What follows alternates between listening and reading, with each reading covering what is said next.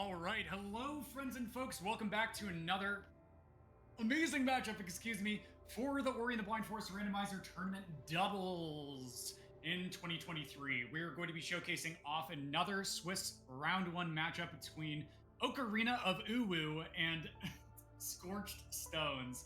That being said, my screen name is Covert Muffin, and I'm going to be joined by Liftoff. Liftoff, how are you doing, my friend? I'm doing great. How about you? I'm doing good. I'm really excited for this one because we do have some incredible speedrunners. I mean, every single team that we've seen so far in the Swiss round has been putting on an amazing display of skill as well as knowledge with the randomizer.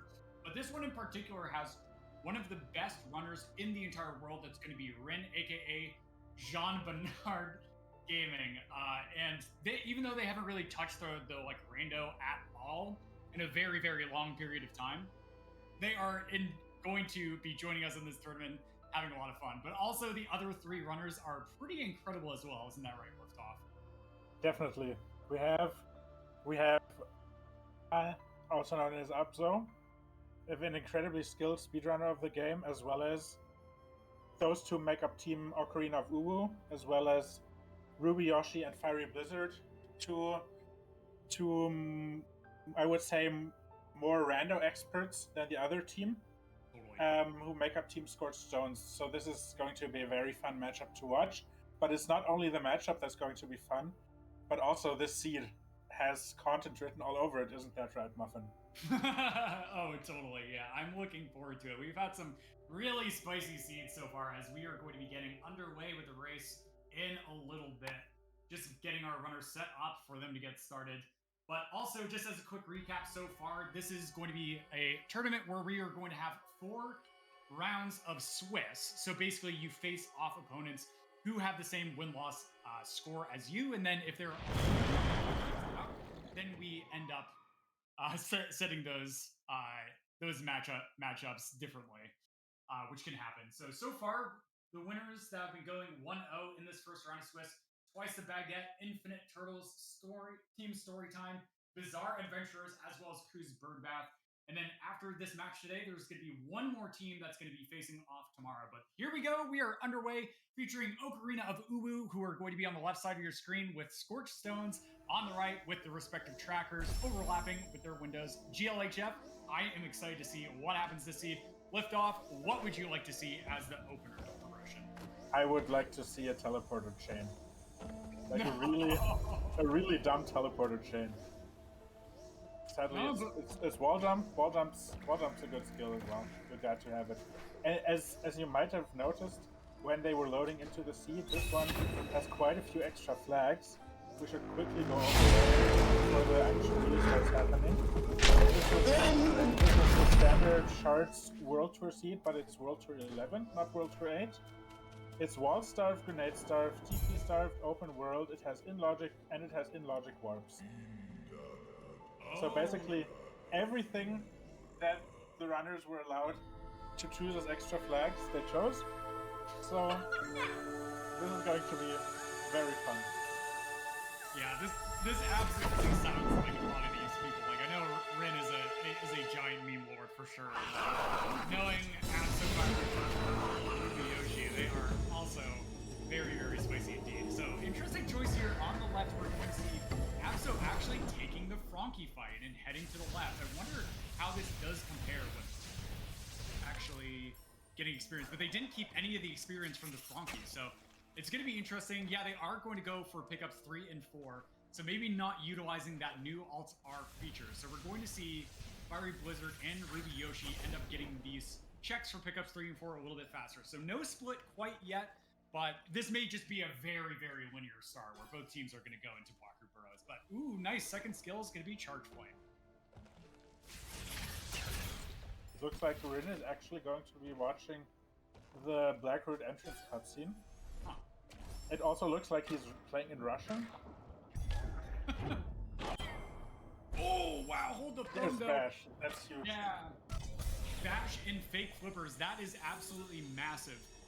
Of a skill. So not only is that going to be gated by clean water, so we're not really sure what logical progression is for that Bash pickup, but then also just having a power skill like Bash this early in the seeds is just very, very massive. It is the most powerful skill in the entire randomizer and gives us a lot of versatility, especially as we head into the mid game. So it'll be interesting to see what our runners do that was out of logic as a sequence. So if Clean Water is really late in logic, then maybe it did not anticipate us having the capability of utilizing Bash in these early game areas. What's interesting is that Team Ocarina of UwU does not know about Bash. It looks like Abso is taking a very all-skilled start here. Not what you usually see in Rando. Yeah, definitely skipping the upper Glades loop, which has some really, really nice density associated with it. But instead, it's just going to be pushing for the tree.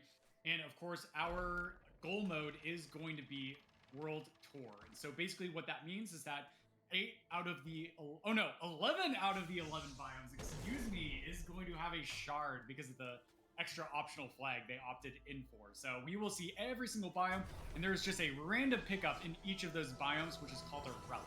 So track down all 11 relics, and that is going to allow us to be able to start the final escape. We literally can't start it before then. So I'm very excited. World Tour 11 right now is probably my favorite goal mode to play. Yeah, Abso has returned up here, and he's going to be doing the wall jump loop. Just decided to do things a bit out of order. Meanwhile, Rin is doing an all skills black root, and Abso finds the Glades relic. That's 1 out of 11 down. Meanwhile, Team Scorched Stones found the Grove relic. So both teams have 1 relic at this point, but different ones. This is what's fun, when you see different progress on the different screens, and then you can, like, guess who's ahead. Yeah, indeed. So, interesting stuff that we're seeing from our runners so far. No big divergence yet, but we do have a pretty nice skill set. Bash allows us to basically sequence break into Grotto if we do please to utilize it for that way. But we do have, like, wall jump and charge flame. So really all it takes for right side to come into logic is going to be utilizing, just getting a bunch of keystones, excuse me. And that will allow us to go basically through Spider Sack area. But 2 relics down so far, pretty early indeed for those relics. Nice place on the Glades relic, and I missed where the second relic is. Might have been the Grove one. Yeah, because I think the Grove one was in charge flame area. Okay.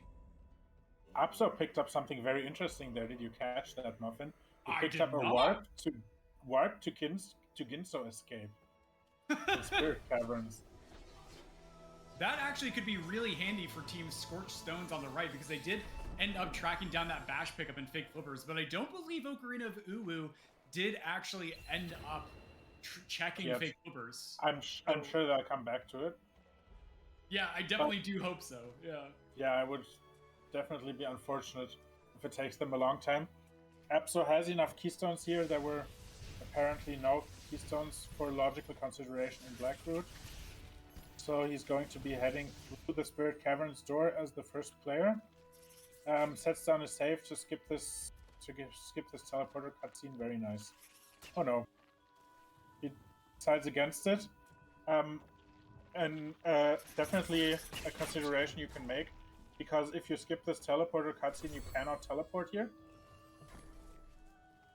Yeah, indeed. Unless you do find that teleporter pickup exactly liftoff. But a really interesting choice here, because it does lose about 30 seconds to check this, but also this unlocks the ability to not just have the teleporter for a fast Alt-R for backtracking purposes, but also it allows us to be able to heal up at that, as well as open up the ability menu on that teleporter itself, which can be important for early charge flame seeds, especially when we are as energy starved as we are. So maybe that was a consideration. I know, like, way back when, like, this was one of the possible soft locks. I don't believe it can happen anymore. Well, at least it can't happen in this seed, because we do have the capability of getting back out. But with, like, charge flame only, like, luring the Frankie over to stomp the floor in Valley Entry was a path that you could soft lock if you ended up skipping that cutscene. We had no worries for our runners for that consideration. They are not going to soft lock at all. But so we see Ocarina of UwU going through Boulder Escape, going to grab that relic in Grove on Sea Flame Tree itself, but also in the bottom right liftoff. I love this play from Rubyyoshi. They have wall interaction, they have bash, they have charge flame, right? This is a perfect kit for really making use of the high density of pickups over in Moon Grotto. And because this is World Tour 11, yeah, they have to track down a relic, but then also, like, this area is pretty much in logic. All you need are the keystones to get up to Grove TP and go through Spider Sack area and take the very long pathway through the upper right-hand portion of the map to get down where Ruby is right now. So we're going to see what Ruby ends up finding in this area. Let's see if Rin ends up finding Bash here. He is down to 1 health. That's the all skills movement again. Oh no, never mind. He does go back for it. Okay, so they are going to find Bash. Okay, honestly, that's really good for the state of the race, because if Team Ocarina of UwU had put off finding Bash, then that could have been a massive problem, especially going into mid to late game portions. We've seen so many seeds so far, in the qualifiers especially, where just like having Bash and like utilizing that to be able to go to other places of the map that you might not normally do in like a singles race in the randomizer being a really massive payoff, like especially early left side teams. Like the teams who have been winning the qualifiers, the grand majority are the ones who make it over to the left side of the map first, which is an interesting little bit, but maybe that's nothing as well. Yeah. Fiery is utilizing the open world flag, which causes this door and the door above it to spawn open. So he does not need to do a Frankie lure to open this upper door up. You can just head into Valley the moment you can head into Valley entry. And it looks like Rin is taking a Frankie to the right here. Yeah. And Abso also picked up Dash, and we'll see where he's going to head. Meanwhile, Team Scorched Stones have split up and find clean water. Out of logic as well, but that would give us access to Bash. It's just not in logic at this point, but it just requires 4 energy. Yeah, because they definitely still have access to that location in logic of getting there. It's just that 4 energy door that gates them from being quote unquote capable by the randomizer's logic. But man, just eyes peeled to the top right corner of your screen. FieryBlizzard is on 1 HP, does not have the energy, and it's been some time since they've been able to save. So they have to be so incredibly careful here. Oh, they got a little bit tickled by that spike there, but that's okay. They're going to go for another double bash and take the spider shot. Okay, so now, are they going to go for fast topless, or are they just making a play for Wilhelm? And indeed, it looks like it's going to be the Wilhelm play. Yeah, that's probably the safer play if you can't save here. Pressing up fast Stompus and then having to go back up costs you a lot of time. So I can definitely understand this play. One thing that I just remembered, that is, I think, also something we should point out, is that Team Ocarina of UwU ended up skipping the pickup under sign, which was a water vein shard, and oh no, this is really bad for Fiery. Yeah, this is the problem this is the problem with open world. You can get into Valley early, but you don't really want to be here early when you don't have any resources at all. It's a bit of a painful spot. A lot of things insta-kill you if you're on below 3 health here. Yeah, so this is going to give a nice little advantage to Ocarina of UwU as they are going through the seed. Definitely, the overall average between the 2 runners is going to decide who is going to move on to the next, or who is potentially going to qualify for a bracket phase after 4 weeks of Swiss. So the overall average time, like big deaths like that does end up counting towards your end time. So these risky plays like FieryBlizzard is doing, definitely manageable, definitely doable with the skill set, but they can be so incredibly punishing. But that shot did look good from FieryBlizzard for their attempt at a fast Stompless. Spider Shot's going to connect with a rock, and we're going to see a cutscene. Yes. Boom! Nicely done. Cool. Meanwhile, Rubyyoshi is going to be heading back down into Moon Grotto, aka Gumo Hideout proper. where they are now going to be attempting to actually go through and do this climb with just wall jump. I believe it's possible, but it's just like there's some really difficult jumps. I'm trying to remember. I feel like some of these gaps you have to cross are too wide for that. I know you can do it with air dash, but this one works. I think the next one up, is when the problems start to arise. I don't think you can make this. I think it's this one right here. Yeah. Oh, tough. Yeah, very, very close. With glide, that would definitely be doable. But nice skip by Ruby. Like they're not going to be saving much time from that because they're going to altar and go check something else.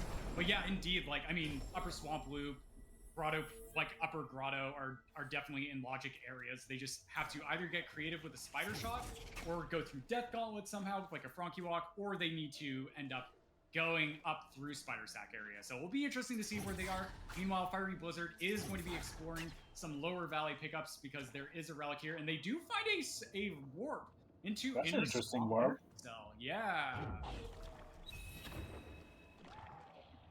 The Ginso escape warp also gives you inner swamp access just by finishing the Ginso escape, but this is quicker. And there's definitely some stuff to be had here. Of pickups to check out. Fiery does not have the clean water that his teammate picked up yet. So of course he can't check as much here as he might like. But he can and he's low on health again. This is tricky. Yeah, there's like a couple ways of getting up, but like most of them require a damage boost, so it's not really quite gonna pay off too much for Team Scorched Stones, but that is totally okay. Meanwhile, Ocarina of UwU still sort of checking the early game areas, going through, trying to do boulder escape without like glitching out the boulder is really, really tough. So instead, they're going to take the in-logic warp into Upper Ginso.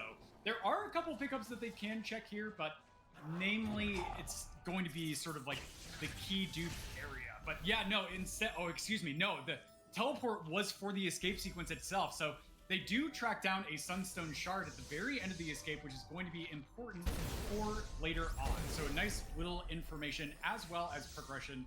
Bit of a find for Abso in the top left. And JeanBernardGaming, aka Rin, is going to be taking the Frankie for a very early in logic pickup, which is going to be this Frankie walk. Well, not in logic yet because it's 4 energy, but yeah. He's shortcutting to the right side a bit. Ooh, he has to be careful to not kill the Frankie too early.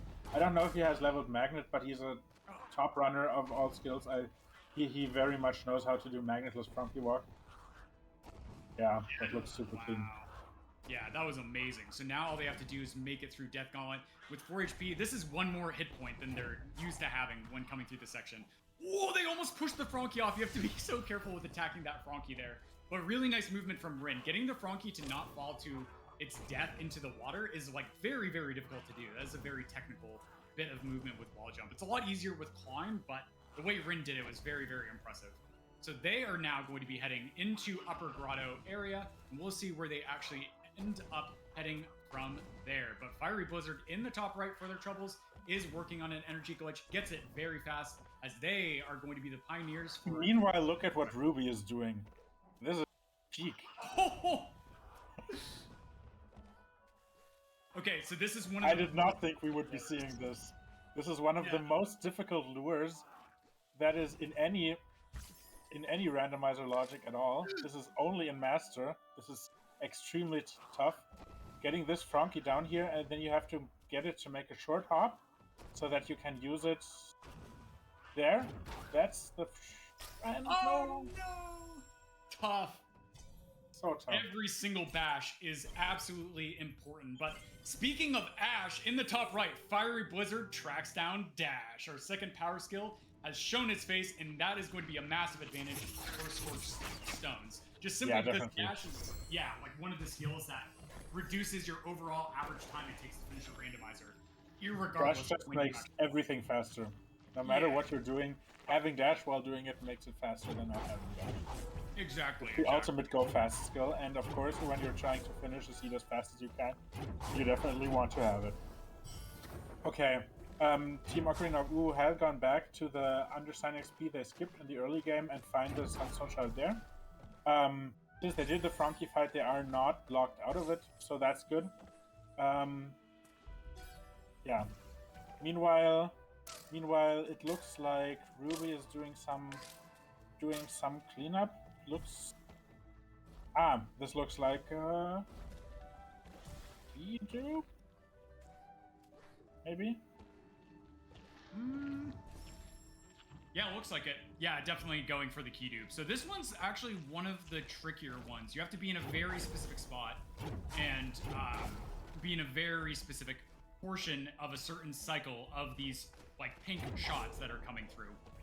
So Ruby being very careful with their health management here. They are going to stand on the edge and then set up for a backflip into the shot after it comes out. So there's the backflip. Yeah, very, very close. So these attempts do take a bit of time, but is super important. If Ruby barely goes too far to the left, then the keys come out of the door. But no, and he got it. Yeah, very super well done. Meanwhile, on the left, the tricks are coming thick and fast. Rin is doing a perfect swamp entry, another all skills trick that was actually originally found in Randomizer and then ported over, so to speak. This gets him access to Inner Swamp. Yeah, we're going to be seeing the pickups behind the 2 keystone door here that Fiery opened but did not have the health to pursue further. So it's going to be interesting if something is there, because I think FieryBlizzard is going to take a while until he comes back here. Wow, and you know something interesting here, Liftoff, is that we found a lot of Sunstones in the seed so far, and they've been very early in logic, like all of them. So it'll be interesting if one of the teams decides to make a Horu play. We've actually seen this like actually pay off in like 2, if not 3 of the qualifiers so far in this first round of Swiss. And yeah, indeed, it looks like FieryBlizzard is going to be making the play for Horu Fields and potentially Horu. I actually like this a lot. Like, we know we have to go into Horu anyway, so maybe we do find something that's in mid logic. You have to do this. You have to do this track at some point anyway. You can just grab the teleporter. Of course, it saves like marginal amounts of time if you don't have to teleport again, I guess. But that's a huge find, and that already makes the travel here worth it. They can't quite use it yet. They have no way of breaking out of the Sorrow teleporter into Sorrow, but surely that will come at some point, be it in the form of dash, stomp, or charge jump. Yeah, indeed. So that they will definitely be sharing that info to their teammates, but going back for a second Water Vein shard for Abso, and then we also do see Scorched Stone has tracked down the location of 2 Water Vein shards as well. So definitely parity in terms of like overall shards, just that one additional Sunstone shard for Scorched Stones that they found in Grove proper. So will be interesting to see where they go from here, but it definitely seems like FieryBlizzard is going to be making that power play for Horu that I have really enjoyed seeing so far. Meanwhile, we see Rubyyoshi in Valley Entry. JeanBernardGaming, aka Ren, is going to be in Swamp, but in the top left. What is going on, Liftoff? The water is completely gone. That's amazing. This is reverse Ginso escape, and this might actually be reverse course skip, which would be extremely hype. I don't know if Abso knows this. It is one of my favorite ways to use and abuse the Ginso escape warp. We'll see. He might just be checking pickups, but he has a good XP setup for it. It would be really hype if he went for it. Yeah, so eyes in the bottom left-hand corner as Abso is now coming in. Oh, they find double jump as well. That is absolutely amazing. Oh, they didn't take the Frankie. So are they gonna... No, they're gonna teleport out. Okay. Double jump is massive. It could have been so cool, but they did find double jump. That's also very cool. Yeah, so big find there for Team Ocarina of UwU. Definitely no glide yet. We do have dash, so we do have a little bit of air retention, but double jump is so incredibly comfy, especially if we see extra double jump show its face later on in the seed as a bonus pickup, or if we end up grabbing triple jump from the cyan tree itself.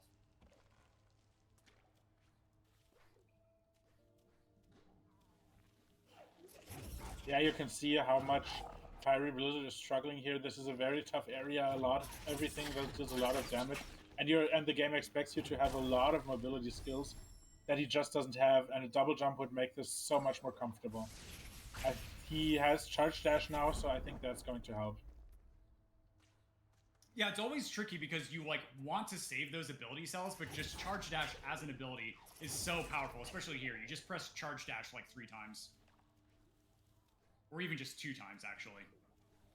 And you're through. But they're able to get through. They find a health cell, so they're going to quit the menu to backload because they do not necessarily need that for now. Maybe later on it could be potentially useful, but we already have clean water, so the final escape is not going to be a problem, nor any of the really long swims. Sorrow might be an issue.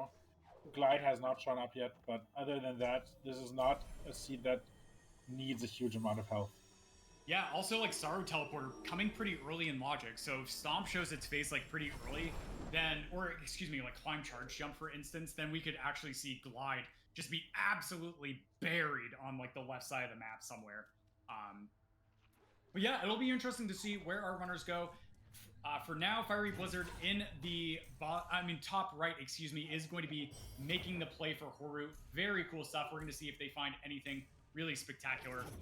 But there they are just going to be checking some stuff. So how much in Horu are we going to see Fiery? Yeah, you have to get the Baneling off of the ground to be able to double bash it. So Fiery here. Oh, there it goes. Oh, wow. It must have been in the air for a split second. If the Baneling's touching the ground and you try and double bash it, it just doesn't work. Now, of course, since it worked, Fiery's going to be... Why doesn't it work now? Okay. Yeah, so this is like kind of an interesting choice here for FieryBlizzard. Like, they are spending a lot of time going for these Horu Fields checks and trying to get out of this just bottom area. And meanwhile, Team Ocarina of UwU is just making really quick work of like the right side of the map. Like Rubyyoshi, for their troubles, is getting a lot of really great checks. But interesting sort of skill difference overall for the two teams is that on the right, Scorched Stones does have that dash advantage, while over on the left, we do have double jump showing its way into Ocarina of UwU's hearts. So how our runners are going to compensate for whatever skill star situation will be interesting to see. And in the top right, FieryBlizzard is going to go for a really, really tight bash here. They're going to try and set up, and they're able to get it. Let's go. That's not easy. No. Meanwhile, on the bottom left, you see Rin checking his map. This is actually very useful and has been added recently into the randomizer. That the map shows pickups that are logically available to you with the skills that you currently have. So it's going to be interesting which area he picks out for himself. Of course, the map doesn't know which pickups of those his teammate has already checked, but he can talk with Abso about that and then make a decision on where to go next. Indeed, I love to see people using the resources at their disposal, because like they're like both runners have done like high percent runs, I believe, before. As in the top right, we do see another water vein shard for FieryBlizzard. I believe that's a completed water vein if they wanted to keep that. So that is very, very interesting. But then also, like, compartmentalizing all of that information as to what have we checked as a team, what haven't we checked as a team, where do we go next, what is in logic, what isn't in logic that we have done, what is left that we have yet to explore, is very, very difficult, especially in a no reset race setting, as we see here in this tournament. So very cool stuff to see Rin just like taking a moment, opening the map, coming up with a game plan, and then going to execute it with their respective teammate. Love to see strategizing like that. Ruby is finishing out their perusal of lower Blackroot. They did pick up the relic. That's 4. I'm sorry to lift off. I think, was Rin going for air swim? I think they're going for air swim struts. It might, maybe. Oh no, I think they gave up. No. What I think what's more hype is what's Abso doing? Surely this isn't a Frankie walk. He's only on 1 health, on 1 energy. Okay, he realizes himself. Meanwhile, FieryBlizzard getting bullied by those high damage elemental shots left and right. Horu is a very tough area. With speedrunners are pretty happy. They usually get to skip all of it. But if there's a relic here, you gotta do it. You gotta do the area. Yeah, I absolutely love that about World Tour, especially like seeing more of areas like Horu, where honestly, like you rarely ever see Horu have to be checked in Forest Tree Seeds, which is activating every single skill location. One, because the only thing that you really need to do in Horu is the final escape itself, but that is not the case in World Tour. In World Tour, which is what we are currently running on, there is going to be a relic here in Horu during this race. So, yep, better bet your biscuits. We do need to explore Horu as FieryBlizzard is doing. And beautiful double bash chain. That is, like, honestly not easy to do. Those fire elemental projectiles can be very, very mean. And so FieryBlizzard making a play for R1, which is one of the most pickup dense and numerous pickups in Mount Horu itself. And it does not require Stomp to check any of those pickups. However, this is tricky. No charge jump. No double jump, no glide. This is one of like the harder areas to like get through. But Yeah, if this Ruby, is a tough I mean, R1. yeah, if FieryBlizzard is comfortable doing those double bash chains to all get all the way up there, I'm sure they'll be fine double bashing the elemental shot. Meanwhile, Ruby actually not going for fast stompless, but doing slow stompless, I guess you could call this. Where you actually take the spider shot to the left. This is the problem with slow stompless. Other than that, it's slow. Is that those dang birds tend to get in the way. But he's going to give it another try. As rando runners, we definitely have a love-hate relationship with these birds in particular. They can just be so incredibly mean, but nicely done, nice navigation of the shot and luring of the birds. Oh no, they hesitated. Oh yeah, so you can break it on the side of the rocks there, like you would do in a fast stompless setup, but then also the comfier one is to do them from the top. And so Ruby just a little bit of hesitation there on where they wanted the shot to go. But no problem, they can just go grab another shot. So here we go, third attempt in the bottom right-hand corner for this trick. Yep, they bring the shot up, bash the bird over. This one's clean. Very nice. Nicely done. Well done, Ruby.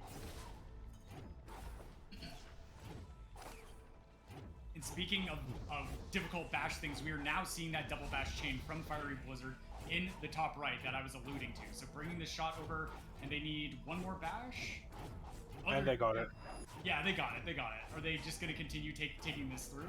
This can be tricky because the camera is actually going to be stuck because of the small little cutscene there. Yeah, that's okay. That's okay. But over on the left, Ocarina of UwU now has found Dash nearly like 10, 15 minutes later compared to Team Scorched Stones. So that is like pretty massive in all honesty. However, it does put them at a skill advantage now. Since their opponents have yet to pick up double jump. So so they are behind, but they can definitely catch up here. Man, that's going to be pretty tricky because now on Rubyyoshi's screen they just found Charge Jump. Charge Jump is definitely a very powerful skill. It's going to pair really nice, especially if we do actually end up tracking down Climb. And honestly, pretty early in logic if Stomp or Valley TP is somewhere. So just very, very nice for our runners. But also, you don't even need Valley TP. We're playing open world. You don't even need Valley TP. You're right. And also a nice thing, though, for Team Ocarina of UwU is that it was the second pickup in Misty, so they're not going to miss it. Like, the moment they decide to go into Misty to potentially track down the relic, they are going to be able to get access to Charge Jump as well. So, skill advantage for Scorched Stones right now, but not really mattering too much for the overall state of the race, besides Scorched Stones being the first to make it to the left side of the map, as well as exploring a good amount of Horu. Yeah, this is... We are seeing so many excellent double bashes by FieryBlizzard here. I'm really impressed with their handling of double bashes. Are technically free in Randomizer, you just have to press a button, but setting up the correct angles is still allows for it, has a tremendously high skill ceiling, and they are showing that they are a very skilled runner right here. and heading directly. Their teammate called charge jump, and they're directly heading into Misty, following them at least until charge jump, maybe even for longer. We'll see. Yeah, it'll be interesting to see how far they actually end up have to go in order to be able to go through.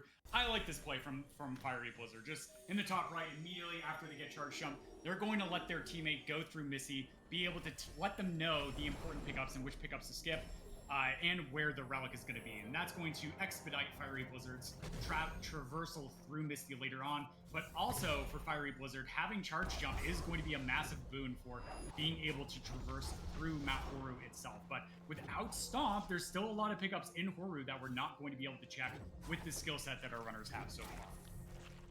Definitely. But at least they'll be able to find out if they need Stomp, and then there is that Stomp hint at the end of the Forlorn escape, and we are heading into Forlorn, so it's maybe not as far-fetched as it might be in other seeds. We did see it come to fruition just in the last seed a couple of hours ago. Yeah, indeed. So Ren is going to be heading into Ginso Escape itself in order to track down that double jump pickup. They are going to be happy to have that. And like Ren, for their troubles, is actually pretty starved on resources. They only have 4 HP. They may have health regen there by the looks of it, but like every other runner has a pretty healthy amount of health cells themselves. But the good news for Ren is that they're like comfortable and used to like going through Misty on 3 HP. So like not having a lot of health is maybe not ideal, but definitely Ren is going to be one of the more comfortable runners to be able to go through. And spamming that Alt-T command, very, very nicely done, Ren. Surely nothing bad would ever happen if Ren spans Alt-T. Oh, and they realized that the Ginso cutscene is bugged. Yeah, that still is a thing. It still has not been fixed. Abso with an unintentional level up there in the top left, so they are not going to be heading into Swamp proper quite yet. We do know of a warp somewhere that is going to allow them to get access to that area if they so choose, but maybe they just don't actually end up having it that quite yet. Meanwhile, FieryBlizzard in the top right is going to be taking this spider shot once again with some double bashes in order to traverse through. This is very difficult to get up unless you have charge jump, or if you take another spider shot, or you have like quad jump. But nicely done from FieryBlizzard so far.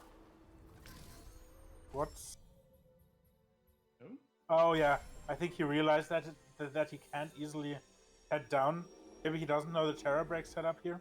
Yeah. Or maybe he just wants to focus on other things. Can you make out the tracker? Which relics are they still missing? That is a great question. So pretty much all of the left side relics for sure. They're missing. Well, Blackroot Burrows has been tracked down by the looks of it by Rubyyoshi. Yes. So that must have been in a good spot. But yeah, it's mostly like all of the late game stuff. Looks like from like Stomp all the way through Misty is going to be the stuff that is currently missing so far. So we're starting to get into Danger Town for like, we might need Grenade to finish out the scene. So yeah, like definitely Forlorn Escape is going to be on our runners' minds.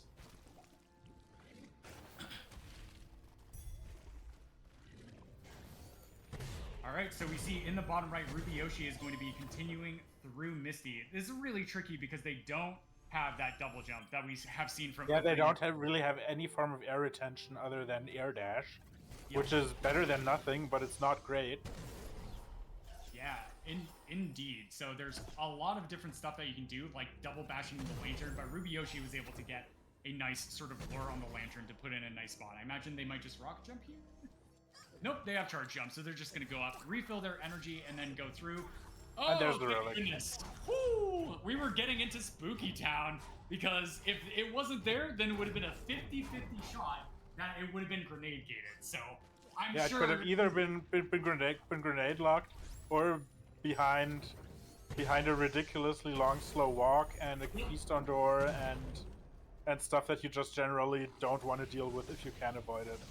Yeah, so Ruby is definitely going to be sighing a breath of relief, and I really like this play from Abso. Abso now also going to be making the Horu play, but we know now that most likely the relic in Horu itself is going to be stomp locked because there's a lot more stomp pickups than there are non-stomp locked pickups. So at least left at this point, yeah. Yeah, Forlorn Escape is looking better and better, but geez, Liftoff, we do not have a good skill set for doing Forlorn Escape. This is terrible for Forlorn Escape. Yeah.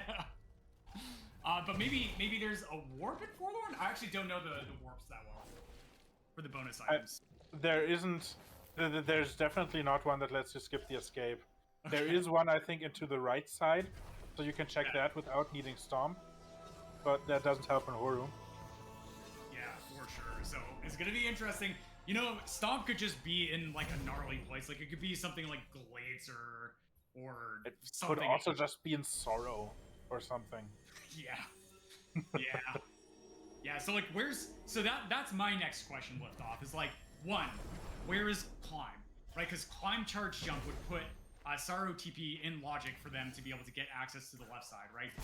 So Stomp could still be on the left side of the map, right? Yeah, definitely. If it's not Climb, then like where's Stomp? That's like the burning question right now. They both have like pretty much an equivalent chance, but like having Sorrow TP in a pretty mid-game logic location is leading me to think that Climb might be somewhere on the right side of the map. Maybe it's gated by Clean Water. And so yeah, like, you clean... have the Death Gauntlet vaults, right? Yeah. Could also be in Swamp Swim? Yeah, true. I guess we'll just watch our runners and find out. Abso is following in FieryBlizzard's path. Let's see if they're going to go for Fast Stompless. Very much looks like it. Nice. I do like this play from Ruby. Like just getting into Sorrow. We know a relic is in here. They can do a lot of it, especially if they do end up utilizing that charge jump tech, especially. Like charge jump is one of the nicer skills to have when going through Sorrow, but then having all three power skills is actually really massive for like getting through Sorrow, especially. Without double jump, it does make it a lot more difficult, especially some of the meaner things. But with this skill set, they can check like every single pickup in Sorrow except for the grenade gates themselves. So there's a Forlorn teleporter. That's nice, and it's active given that they have found 2 Gomonster shards already. So that's at least easy access to the escape. The escape is still horrible to do with the skill set. Yeah. Even if they find double jump. Yeah, so we'll find out where our runners are thinking of going. We do see Abso for Ocarina of UwU is going to be the first one on their team to make it into Misty. This is going to be massive for them and Rim because this is now going to get them that charge jump skill. And so that will be skill advantage for Ocarina of UwU because Scorched Stones has not used that Ginso escape teleporter that they found as the bonus item in order to be able to backtrack through that for that double jump pickup. So definitely very, very nice for Ocarina of UwU. And there it is. There's charge jump. So they are going to be able to utilize that. And I'm sure we're going to see Rin in the bottom left just make a straight beeline for that charge jump pickup. Oh my, did you see those XP numbers? 529 XP in Sorrow. I think Glide is probably very late. Yeah, Glide's not going to be in a nice location. That's almost for certain. So it's like, buckle up, chat. We might be here for a while. This is definitely pushing over in a 1 hour seed for sure. Like, we don't have half the relics yet, right? I'm definitely fine with that. I have nothing else going on this evening anyway. I might need to make myself another cup of coffee. No, I'm just kidding. But also a nice fine charge dash efficiency in the top left in Misty. I missed that earlier, so that's going to be nice for our runners because we don't have like a massive amount of energy, at least not like FieryBlizzard, who found a mega energy to extend their max energy for a short duration of time until they spend that energy. Then it will revert back to the maximum energy that they normally have. But yeah, just like doing more checks on the right side to be able to get those clears. This is going to get him clean water. I wonder if he's going to take that into Swamp Swim. Oh yeah. Yeah, that's actually a really good idea. I would love to see that, honestly. Because I think that has like the best chance of... I think you're right, that's probably going to be Stomp. It can't be both Stomp and Climb. It has to be like one or the other, because Charge Jump was on the left side of the map. No, Open Mode. I keep forgetting this. Thank you. Keep reminding me. But yeah, Open Mode.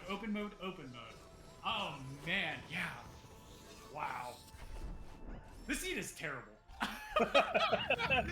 This seed is just terrible. This is great. Yes. I love this. Which is why it's so much fun to watch. Exactly. There's another warp on the left side, not super useful, that one. It just takes you to Grove, which they have access to as well. That can happen with the warp sometimes, that they're just kind of there and don't really do much. But they can also be really transformative, like that Ginso escape warp that allowed Ocarina of UwU to find that double jump, which the other team still haven't picked up yet. Yeah, so, you know, this is really interesting with thought. Like, normally, at this point, like, nearly 45 minutes into a seed, right? It's, like, easy to just be like, oh, I think this team is ahead or this team is behind. But really, the runners have more or less checked the same stuff. It really just is that double jump pickup for Ocarina of UwU. Yeah, FieryBlizzard and Rubyyoshi have made a little bit more progress on the left side of the map, but, like... They've also found Sora, they found Blackroot and Sora relics. That's definitely an advantage. But it's really hard to call one team ahead here.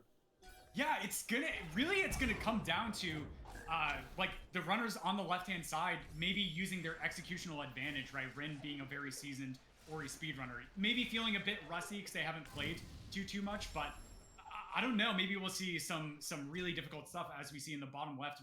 Rin going for Fax, which is a very, very particular and very difficult pickup. But that being said, also, like, maybe the rando knowledge of like various pickups and like how to get access to them for Scorched Stones is going to be the thing that clinches them the win here. This is just really probably one of the more exciting matchups I've seen so far in this first round of qualifiers. This is just such a cool match. Definitely agree with you. Ruby is heading over to Stomp Tree here, while Rin is trying to take a green frog on a journey to get access to Lower Valley. Let's see if he tries again with the red frog. I know some runners like the green frog, but I personally find the red frog much easier. Yeah, it is. Definitely. I remember when we hadn't thought to use the red frog, and then somewhere around like 2 point something, we just tried out the red frog, and it was just like, why have we been doing green frog for like 2 to 3 years? This is ridiculous. Oh my goodness. All right, but yes, just sort of as a quick update, we see in the top left, we see Abso coming over into Death Gauntlet itself to be able to check some pickups. We see Rin, their teammate, going to be in Valley itself, trying to decide where they want to go. If they quit to menu, Wilhelm will actually respawn, and they can use Wilhelm to break those rocks with that finished Sunstone. And then in the top right, we see FieryBlizzard coming into Boulder Escape itself, and Rubyyoshi is going to be in Lower Valley working through the area. One thing that should be noted is that Abso actually alt-art out of Misty before finding the relic.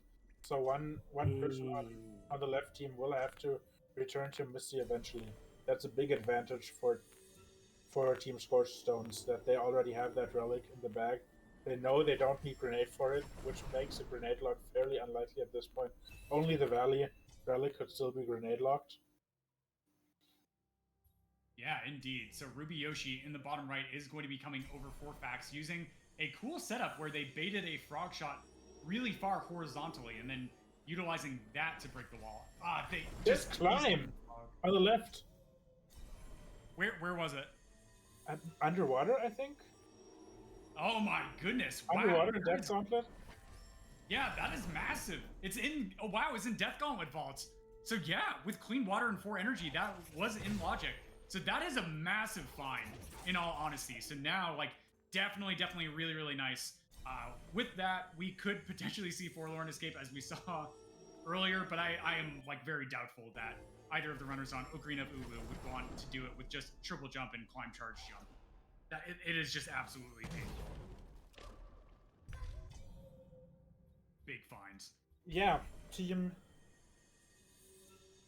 Ocarina of UwU is extending their skill lead here, and even though Team Scorched Stones do have a relic lead, that lead is going to shrink at some point if they don't catch up on the skills. So it's definitely still a very exciting thing to watch here. Yeah, for sure. FieryBlizzard having a little bit of difficulty with doing a damage boost on the spikes because they do not have double jump. So they are going to be taking a little bit of a death. That's no problem because the save was right nearby. And so all they have to do here is rocket jump off of this Baneling. Nope, the Baneling's going to die. So they could end up just like going through the laser puzzle. Yeah, as we see here in the top right. Nice charge job. Yeah, saving a bit of time. I love to see that. That's like my favorite way to go through that section. I've seen some people do the thing where they jump on the laser wheel. Yeah. That's ridiculous. It is, yeah. It does look very cool. Yeah, Fiery going to pick up the relic here that their teammate called. Okay, so nicely done. We're about halfway with the relics for Team Scorched Stones. That is a nice advantage, but as Liftoff was mentioning, there are now 2 skills that Ocarina of UwU has that Scorched Stones does not. So how long, right? How long until... Oh! This might be bad, because if this is the Ginso play from below, then they might leave before they ever find double jump, because the relic's definitely below where double jump is. Yeah, totally, indeed. So we're going to see how they're going to navigate that. Meanwhile, Rubyyoshi in the bottom right is continuing to do their attempts on Fax, as their teammate FieryBlizzard is going to be entering Ginso here. So will be interesting to see how our runners do. In the bottom right, Rubyyoshi going for one more bash on the shot. It was just barely too low. So now the frog despawning means that they are going to continue to attempt Fax. Then in the top left, we see Abso going to be heading back to Grove proper by the looks of it, while JeanBernardGaming, aka Rin, is going to be finding that Blackroot Burrows relic, having 4 out of 11 relics collected thus far.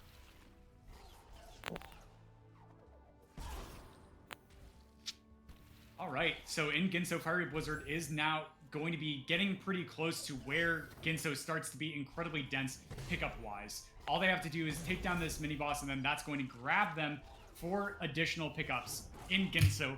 And then if they do decide to end up progressing up to Upper Ginso, we will see how far they actually end up having to progress in the dungeon itself. We, of course, know that the relic is not in the escape sequence. So as Liftoff was mentioning, it's pretty unlikely that they would actually end up finding double jump unless they decide to say, hey, we still don't have a comfortable skill set. I'm just going to do all of Ginso, right? That could be a choice that they end up making. Maybe, yeah.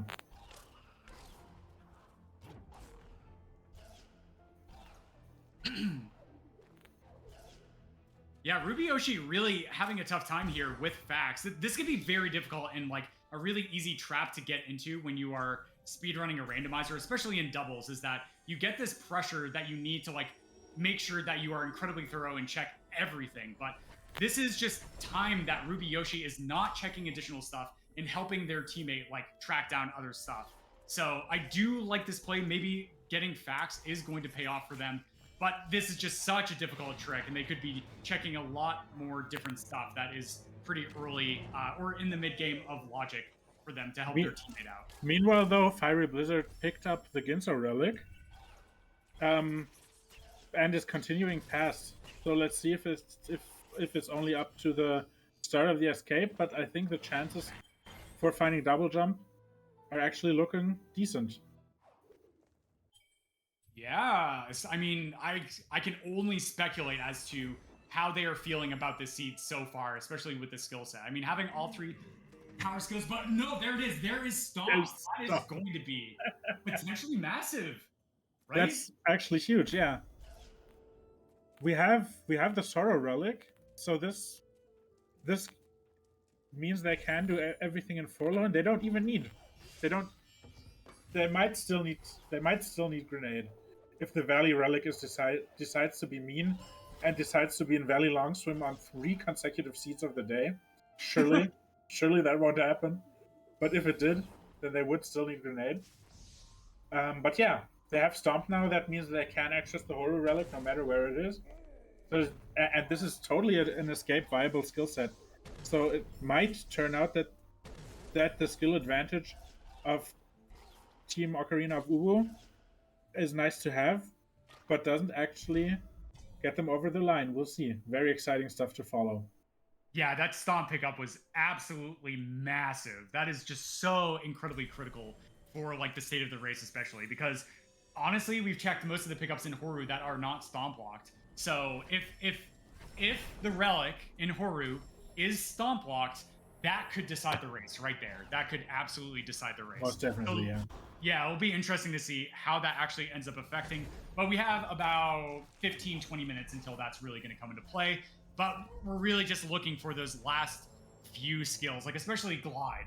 Like if one of the teams finds Glide and the Sorrow Relic is in a really mean spot, that could also we already know where the Sorrow Relic was. Oh. Ruby found it. It's in this plant in the left of Sorrow. Ah, okay. That's actually a pretty nice location for our runners. We see FieryBlizzard doing a nice little manip there where the game saves at the entrance. But no, there it is! There's Grenade! There is Grenade!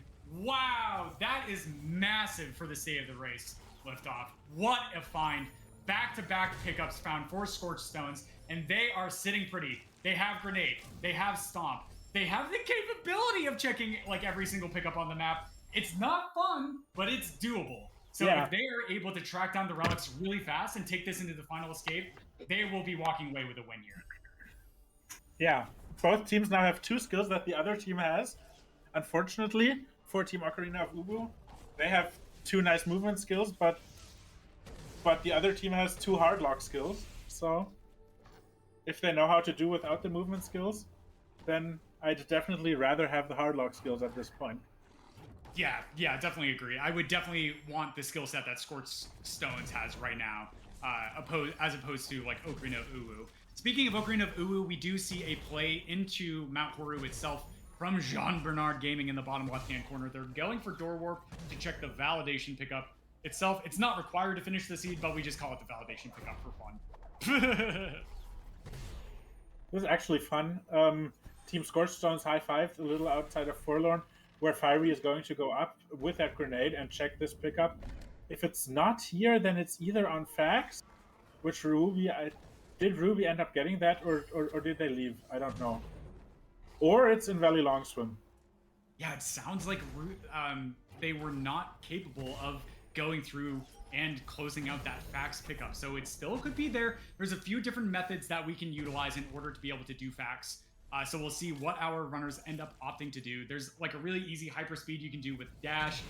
We can do the Bash method as well, which is a little bit more difficult, but FieryBlizzard is going to be coming over and making that play for Valley Long Swim in the top right-hand corner of the screen itself. I do like this play a lot. So 50-50 shot right here. Is it going to be Valley Long Swim or is it going to be Fax? Stay tuned. We'll find out in about 15 seconds. Meanwhile, Ruby is going to find that climb. That's going to give Team Scorched Stones a massive advantage in forms of grenade jumps. Yeah, so not only making Fax a million times easier to check, but this does save over 30 seconds in the final escape if they get that final grenade jump first try.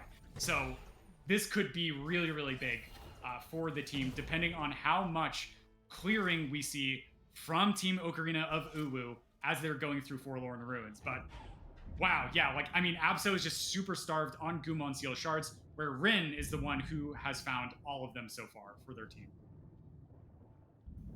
Yeah. Since the Valley Relic is not on Valley Long Swim, it has to be on Fax at this point, I think, because we've seen everything else. And of course the climb that Ruby just picked up makes that infinitely easier. You don't have to do a janky bash chain to get there. You can just do intended strats. Yeah, indeed. So that is really, really nice for Scorched Stones. I think now if I had to like pick a team that's probably in the lead, I would have to lean with Scorched Stones, but truly we still have a good amount of randomizer left to do. So it's not over yet, but definitely a massive advantage so far. I would agree with that. Yeah. They still have to find the Horu relic, but they can't check everything in Horu.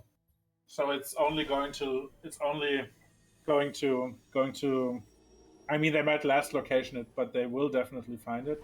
And I think Ruby's picking things up where Fiery left them off. Hasn't picked up Stomp yet, though. So that's a bit of a strange choice. Yeah, we'll see what they end up doing from here. But yeah, I agree. That's interesting that they're not going to grab the Stomp before clearing out Horu.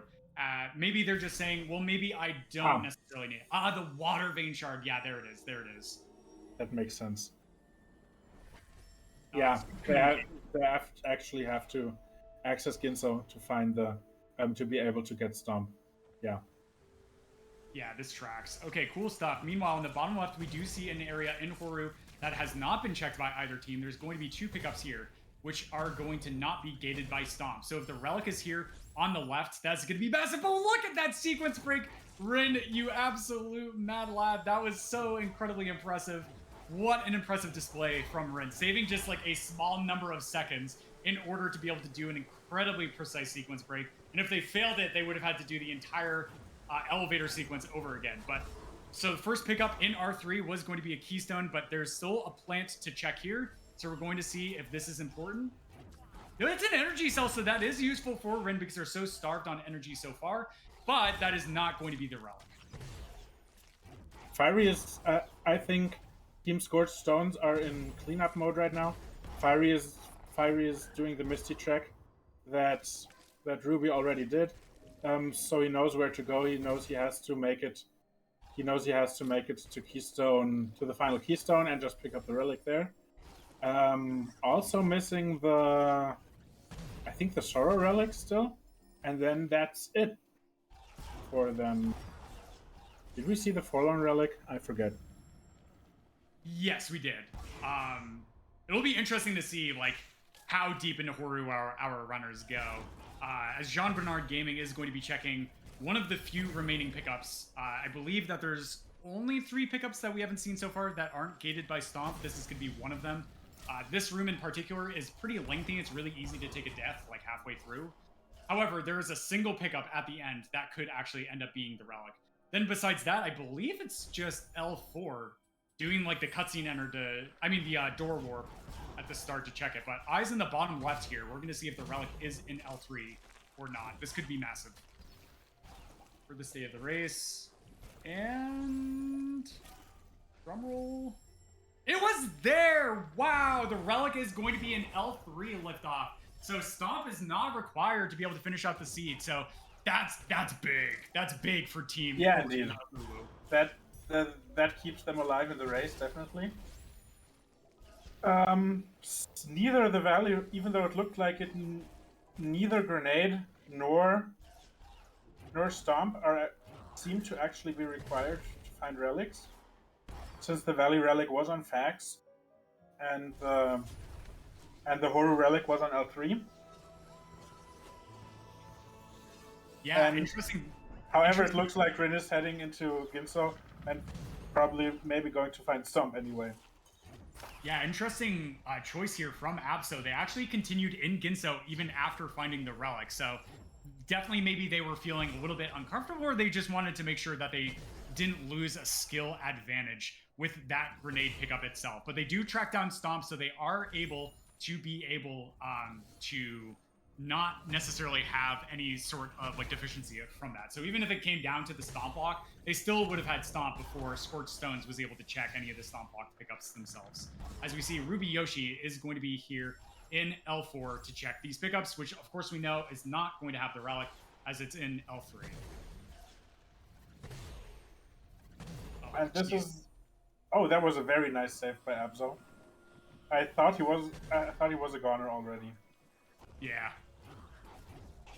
But no, indeed, they are going to be grabbing the relic, and this is liftoff. This race is so close. I have no idea who's going to win this. This is like really coming down to the wire.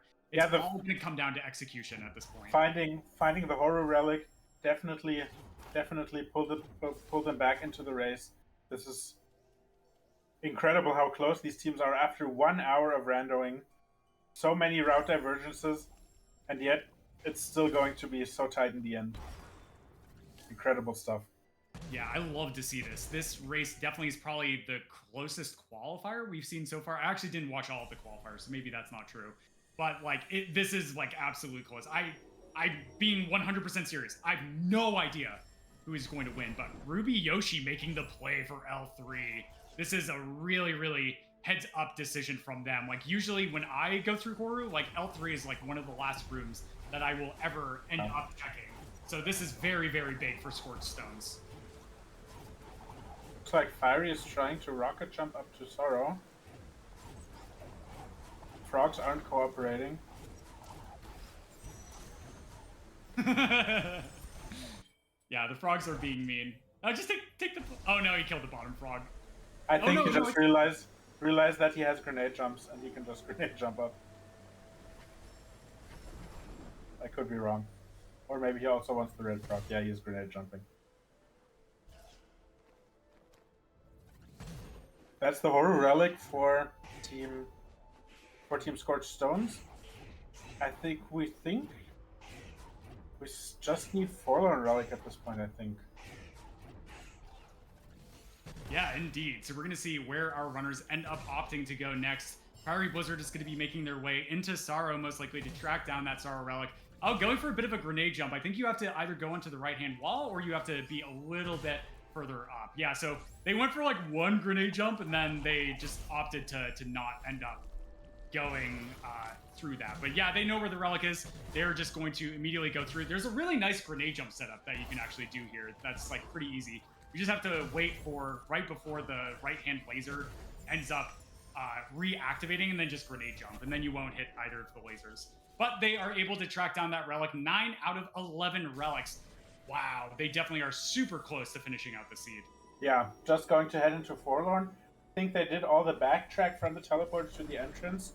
So it's going to be either on the right side or on the escape itself, which would be funny. And then just pick up the horror relic that their teammate found at this point, and then they're out of here. Yeah, Absu on 1 HP in the top left has to be so careful here, not even placing a safety save down. They are going to continue through the spy cavern. And yeah, there we go. There they place a safety save. Just in case they accidentally slip up. And there is going to be the Misty Relic, 8 out of 11. Meanwhile, FieryBlizzard in the top right is going up to Forlorn. Maybe they didn't track down the Forlorn Relic? I thought I saw it. No, Forlorn Relic is still missing. That's the last unknown. Oh, okay. So they are going to be starting this escape sequence to see if it is here. If it is here, because yeah, Ruby just checked. As you can see, Ruby is also in Forlorn and just checked the right side. So this is the only remaining pickup. All right. So we are going to end up going into Forlorn Escape for a brief respite, showing off the greatest cutscene in this entire game itself. Definitely love to see it. And there it is. There's the Forlorn Relic. 10 out of 11. This is coming down to the wire. Scorched Stones on the precipice with being able to finish out this seed. They just need one single relic for FieryBlizzard.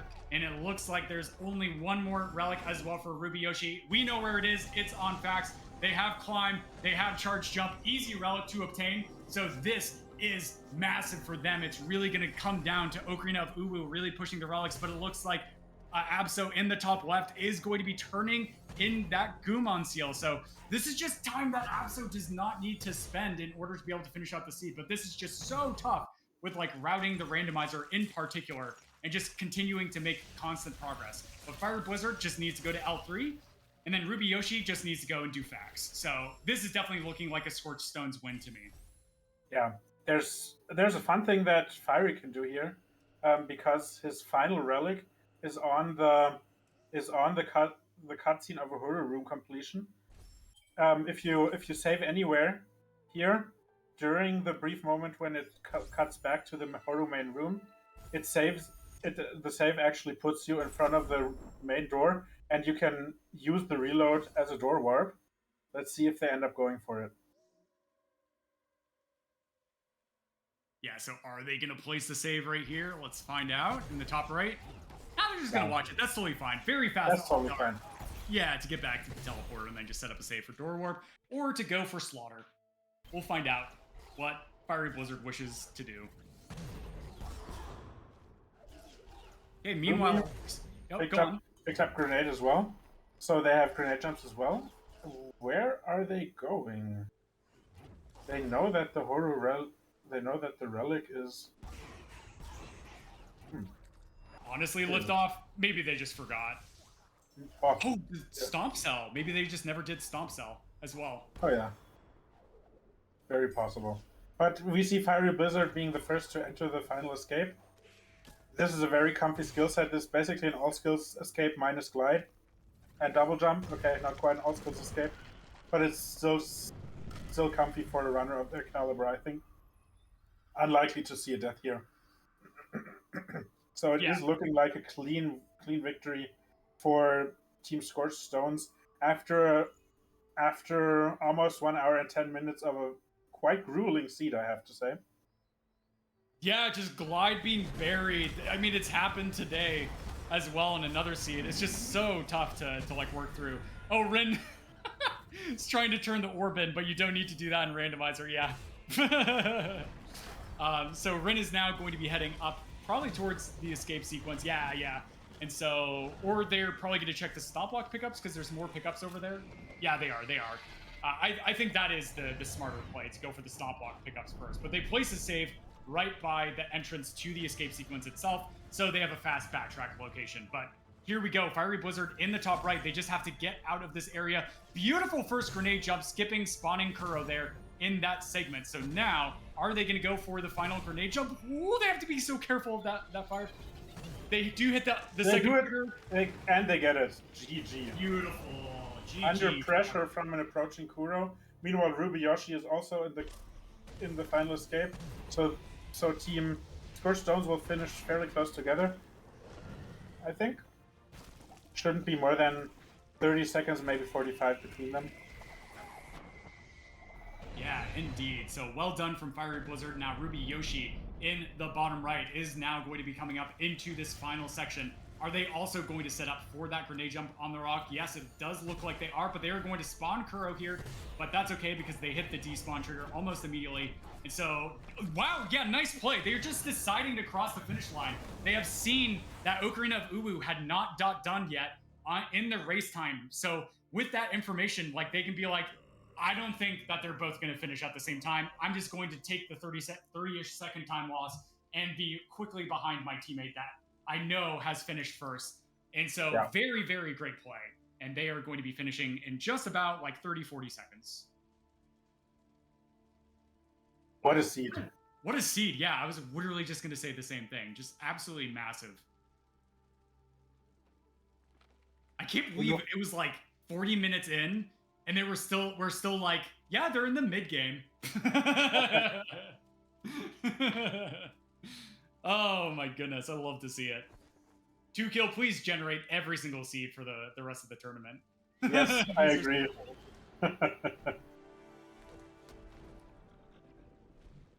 Oh, interesting.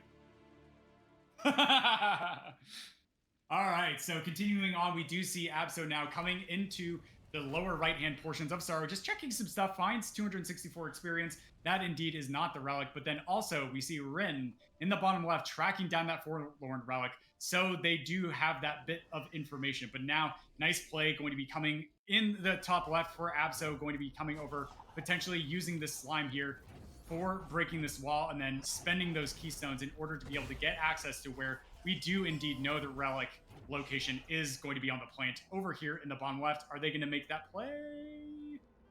They're thinking about it. Yeah, they're doing it. Okay, so we will find the relic. Oh no, they don't have the keystones lift off. I don't think they'll have too much trouble with this. No, yeah, with double jump, they're able to get up. Yeah, and with charge jump, they are going to be breaking the ceiling. No, the frog shot, nicely done. And then going to be coming over for this plant. Yes. And then they are going to be finding that relic. This should put them... Yeah, I think this means that they now know where all the relics are. I don't think Abso has collected Forlorn Relic yet. I don't actually know the state of their Gumon Seal shard.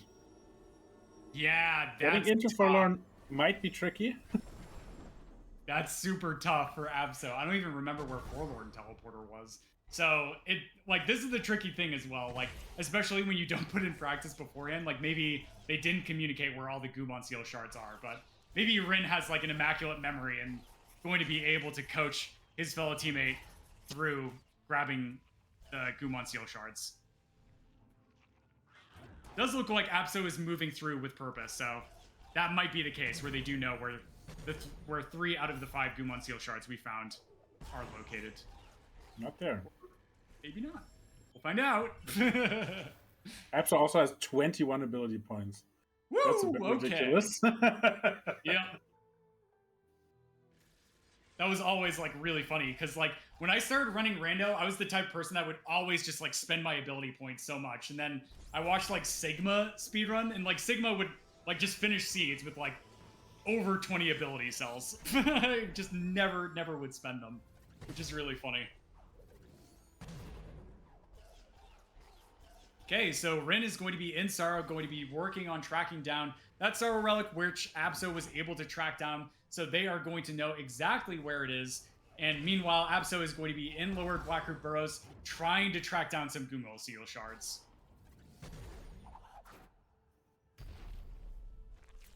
We know the location of 2 of them because Team Scorched Stones both took the teleporter there.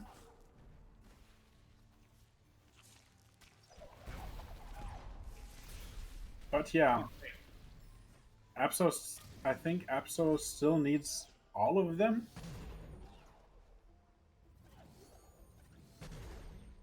Yeah, I think they do. They either need the teleporter in 2, or they're going to need to like track down 3. And by the looks of it, maybe they don't necessarily remember exactly where the Gumon Seal shards were. So this could take a little bit. That's totally okay. That's totally okay. I definitely, like, in the 2018 doubles tournament, like, me and Didu, there was one race where we thought we both had to finish Sunstone, but we didn't. And we didn't remember where the last Sunstone shard was. So we had to, like, frantically go back through and try and track it down. But no, there was a Gumon Seal shard for Abso, so they were able to track down 1. And we do know where 2 out of the possible 4 remaining Gumon Seal shards are located for them to be able to get access to Forlorn itself. Meanwhile, Rin is has gotten the Sorrow relic, and I didn't quite catch where he was teleporting. Oh, Valley, I think he still needs the Misty relic. Yeah, he still needs the Misty relic, and then he's done. Or not? Oh, okay. Oh no, Valley. No, does he need the? Oh, he has. I'll shut up. I don't know. Yeah, I think they just had to do facts for the Valley relic. Nice. So 1 more relic remaining for Rin before they can start the final escape, as Abso is coming back into Gumo hideout in order to check some additional stuff.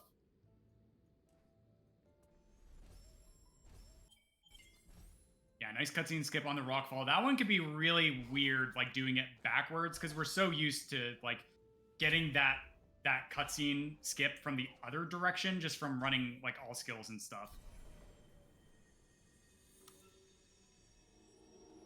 Oh, Absu's going to be heading into Horu, so we'll see where they end up going through there. But Rin, taking a death in Missy, is just going to have to go back through the start and head on up. But this is going to be super comfy town for Rin, as they are a very, very veteran speedrunner of the all skills. Maybe feeling a little rusty, hasn't really put in much time for practice leading up to this first round match, but still putting on an incredible display of skill and expertise. Cool stuff to see. But that being said, as our team Ocarina of UwU are going to be continuing finishing through, we are going to be joined none other by team Scorched Stone for an interview. Ruby and FieryBlizzard, GG's, my friends. Great job. Jeez, well played. Thank you so much. Yep, thank you. So that was a fun seed, right? It was. Open World made that significantly more interesting when it gave us bash and fake flipping. Mm-hmm. But then it was just like, well. Yeah, good stuff. So interesting, honestly, like interesting logical progression for the seed overall.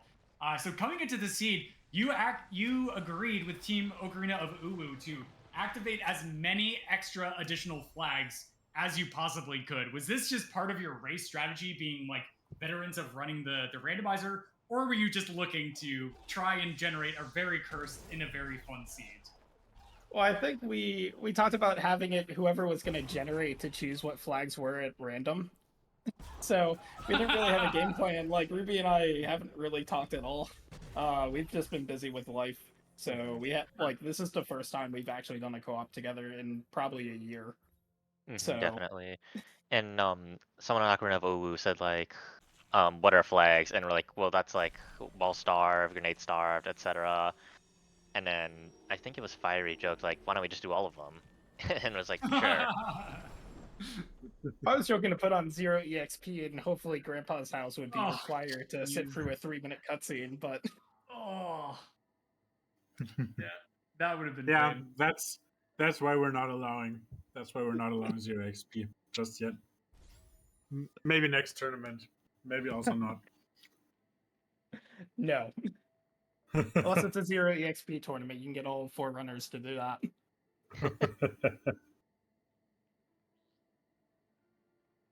All right, Yeah. so as a quick update for the state of the race, it looks like Abso is going to be forfeiting for the seed. They just probably didn't remember exactly where those Gumon Seal shards, and instead of just like continuing to slug through, they are going to end to just say, you know what, we're going to just accept the loss here and just not end up finishing out the seed. A completely reasonable and good decision for them if they just don't feel like finishing out the seed. But meanwhile, it does look like that maybe Rin is going to be finishing out the seed as they do have collected their final relic. Yeah, so they are going to be heading into Mount Horu itself and then heading into the final escape to finish out. So overall, like you mentioned, you didn't quite have any sort of a plan for like flags for the seed itself. Routing wise, like I always love to hear how people sort of like strategize and like plan routing wise. Did you folks have just sort of like stuff that you were trying to do in general for speedrunning doubles, or were you just like taking the seed as it went and then just splitting up in general? I think the general philosophy was don't do what the other person was doing. Pretty much. I know I was going to actually advocate going to left side first, but then Fiery said that they're going left anyway. I was like, okay, well, I'll just go the other direction then, because I do like doing early sorrow and whatnot. But Fiery kind of just took charge of that, and I figured it would not be worse for us to double up on that. So that's why I went into Blackroot early, and then with that early bash, went into right side with Grotto. And then all the Sunstone shards showed up. I'm like, I guess I'll check R4 and R1 and hopefully it's not stomped. Well, I tried to figure out if it's stomped or, you know, stomp. If we have any stomp lock or grenade lock pickups, it's pretty important, I feel, in terms of World Tour. It didn't actually happen to be either of those this particular seed, but it looked like it for the longest time, and then it was like on the final pickup where it could possibly be without being locked. Yeah, so I couldn't remember if L4 door warping was allowed, so I decided not to check L4. And then I just don't like L3, so I tried to apparently like R1 better than L3, so very, very reasonable. Yeah. Just for future references, L4 door warp is allowed. Okay. That is good to know. Meanwhile, Rin has finished out his escape. Just going to walk right with Naru, and then he's going to call the seed done as well. GG's. GG. I need to find a better place to start that grenade jump in the final escape on that rock, because I continually do that where I'm just where I fall down the wall and then it's like, well, I'm spawning. Totally. Yeah, that grenade jump in particular can be a little bit tricky. There's the notch at like the top of the rock, so I just put Ori's hand there, and that usually gets me through without triggering Kuro. Yeah, sometimes that works for me, and then sometimes Ori decides to let go of climb anyways, and then back to square one. So. Yeah. That rocket jump through that last quarter, actually, I had to pull that off for a recent async rando seed, because I did not have glide or any better form of verticality. And so when we were approaching the end for this seed and Fiery found grenade, I figured I should probably go pick that up because I don't want to have a repeat of a previous seed where I had a hard time with the final escape. Yeah, it definitely makes sense to pick up grenade for the final escape. It's not like it was massively out of the way anyway. Do you have any other questions, Muffin? Nope. If you've got one, feel free to ask it. Otherwise, I can ask like a wrap-up question and then we can close out. Yeah, sure. Go for wrapping up. All right, so this is going to be the end of the first round of Swiss. So GG on the win, Scorched Stones. Really impressive stuff from all It's of our not the end. runs. Oh, Got one more. There's one more tomorrow. Team City Escape yeah, versus end of the Team cast Felix today. Emoji. Yeah, It's the end of the okay, for today. Yeah. Yes, I that's gonna wrap misunderstood it what up. you were saying. Yeah. So that's going to wrap it up for today, folks. Scorched Stones walking away with a win here, 1-0. We are still going to have 3 rounds of Swiss, so Ocarina of UwU still has plenty of matches to be able to showcase their stuff and potentially still qualify for bracket stage after these 4 weeks are up. So coming away with a win, why don't we start with Rubyyoshi? How are you feeling going into the next round? And is there a particular team that you would like to face and or a particular team that you would like to avoid? I'm gonna be honest, I've not looked at the tournament bracket at all, so I don't know what's next. Let me see if I can find that real quick. Ruby and I were talking about this earlier. It's like, how many teams are in this tournament again? Yeah, so that's sort of how we've been taking this. Yeah, totally valid. No, honestly, like that's like a great competitive like mentality in general. It's just like, you know, we're gonna do our thing. We're gonna show up on race day. We're gonna run rando our way, and we'll see how the chips fall. I definitely really like that a lot. Cool. All right, well, GG's once again. Thank you for joining us in the interview. Yeah, thank you for commentating. Yep, thank you. Of course. So that being said, major shoutouts to Liftoff, who was joining me on comms here today. Major thanks to 2Kill, who was helping out in truck, as well as Sirius, I believe. And then shoutouts to Infinite for the restream. We are not done with round number 1 though for this tournament itself. We are going to indeed have a match tomorrow, which is going to be at 1:30 p.m., which is going to be between Team City Escape as well as Team #FreeLeafEmoji. That is not going to potentially be restreamed on here, but we might do another unofficial restream or do something else in order to showcase the runners. But don't worry, we are going to definitely try and showcase all of the teams at least once if we can for the restreaming purposes of the Swiss round itself. But from all of us here at Ori, thank you so much for stopping by, and we will potentially see you tomorrow. GG's. Have a good evening.